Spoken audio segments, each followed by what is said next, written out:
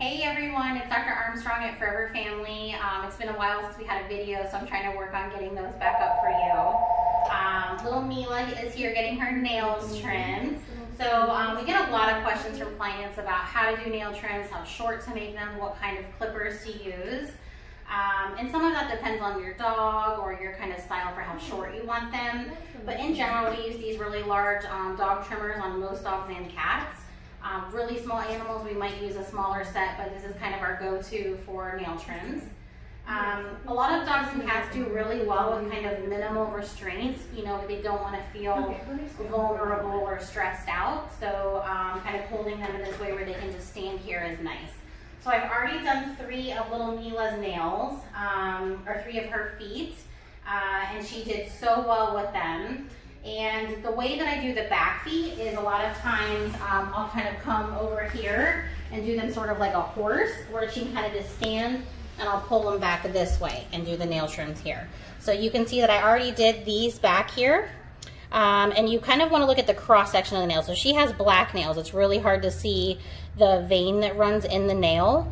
But if you look kind of at the cross section of the cut surface, you can kind of see where the little dot starts to form.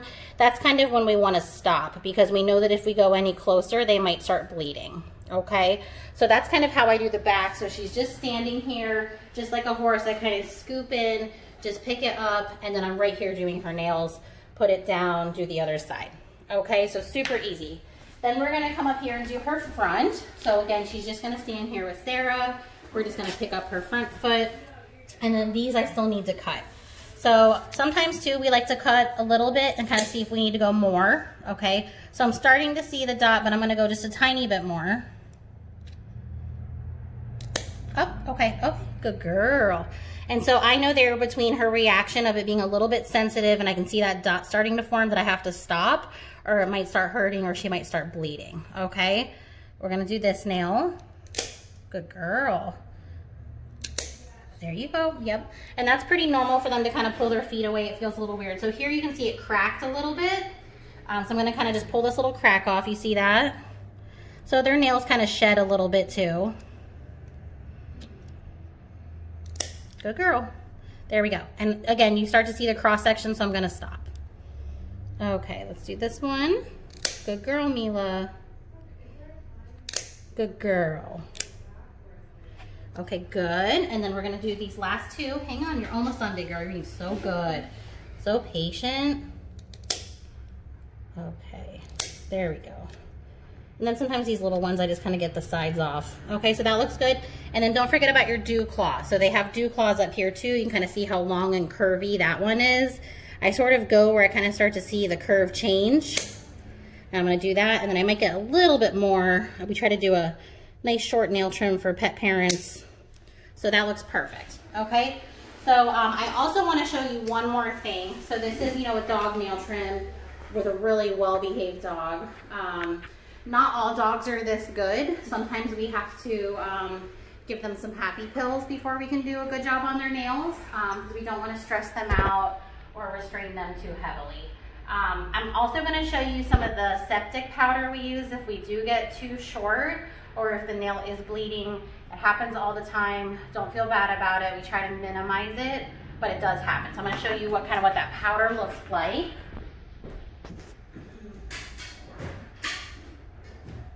So we have little jars of it called septic powder, but we put them in little syringes and kind of pack them in there.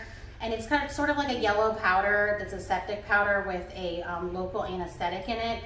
So if the toenail's bleeding, you can buy this at any PetSmart, Petco, pet store, probably online, and you kind of just pack it onto the nail. So it's like a little powder. You just pack it on the nail and it stops bleeding. Sometimes you have to do a few of them.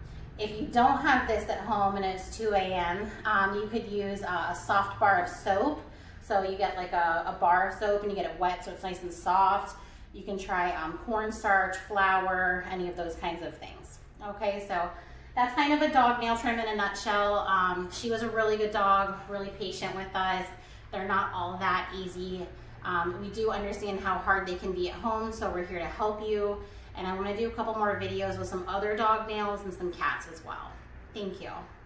Hey guys, welcome back. It's me again. I promised you to show you some different kinds of nail trims so you can work on doing them at home with your own fur babies. Especially with the pandemic and COVID, we've had more and more people doing stuff at home. So it's good to educate yourself with how to do that safely for you and your pet and effectively so you can actually do a proper nail trim. So we showed you how to do a nail trim on a dog the other day on sweet little Mila. She was really good for that. Now we're gonna do a cat nail trim. So this is Gilbert. He's a sweet little guy. He is a polydactyl, so he has a couple extra toes on the front. So we're going to do his nail trim now, okay? So Jimena has him kind of laying here on his side. He's being really good. He kind of gives me his little paws. When we scruff a dog or cat, it's not to hurt them or anything. It's just kind of to help them hold still. So she just has a light little scruff on him to help him relax because he's a tiny bit nervous, okay? So we're gonna kind of zoom in. We're gonna start with his little front feet. And he has clear nails. So you can see really closely where the pink is and kind of where it ends and the clear part stops. I try to go a little bit beyond the pink part so you can try really hard not to hit the vein. So we're gonna go ahead and trim this nail. Same trimmers that I used on the dog the other day, and that's about how short I'm gonna make it. Because I know if I go any shorter, he might bleed or it might be very uncomfortable, okay? We're gonna do this next nail here. Again, you can kind of see where the pink ends and the clear starts. I'm gonna go in, do a snip there, okay? So you can kind of see how short to get them. Cat nails also shed a lot kind of on the sides, and that's pretty normal too.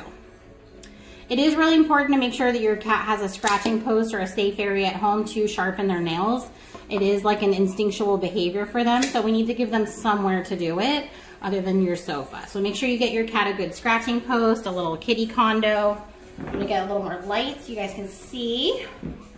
And so now we're gonna do his dew claw. So he has two little thumbs here because he's a polydactyl or a Hemingway cat. So we're gonna trim both of those for him. There we go. I'm gonna get that one a little bit shorter. Good job, Gilbert. There we go. Okay, and then we're gonna do this one too. I know, you're being such a good boy. There we go. So that's kind of as short as I'm gonna get those two little thumbs. All right, and look at those cute little toes. We're gonna do this foot now too. So I'm gonna probably start with his little dew claws. You kind of wanna take the fur and kind of bring it back to expose the nail so you can really see what you're doing and get everything out of the way.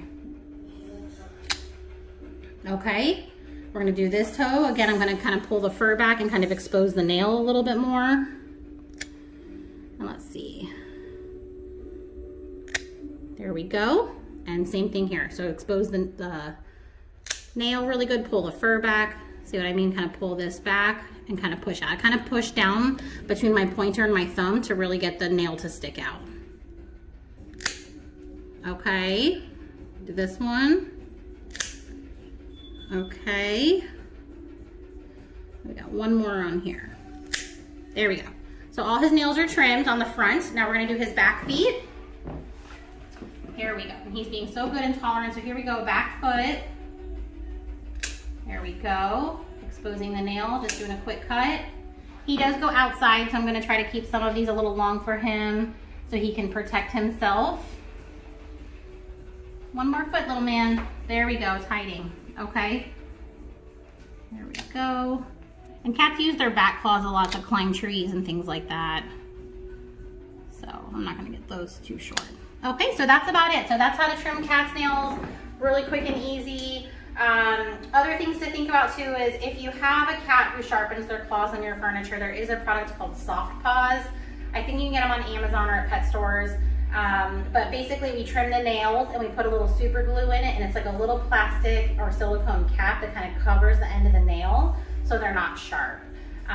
So that's something you can also try. So again, very important to trim their nails on occasion, very important to give them somewhere where they can sharpen their nails other than your furniture, like a scratching post or a kitty condo. And then if you need to, you can apply the Soft Paws. In general, we do not recommend declaws because it's literally an amputation of the ends of each one of their fingers. So not only is that really painful, but we question the ethical parts of that as well. There's also been studies that show that cats, as they get older and they have been declawed, They tend to have some really severe osteoarthritis in their feet because they're not walking properly, and they tend to be more aggressive and have behavioral problems as well. So in general, we try not to declaw cats. It's kind of unethical for a lot of people for a lot of reasons, but there are medical needs for it in some cases, so it's a very special case-by-case thing. So that's how to trim kitty nails. We went over doggy nails, and we're gonna make a couple more videos for you in the future on how to clean ears and maybe how to do anal glands as well. So stay tuned for those. Thanks for watching.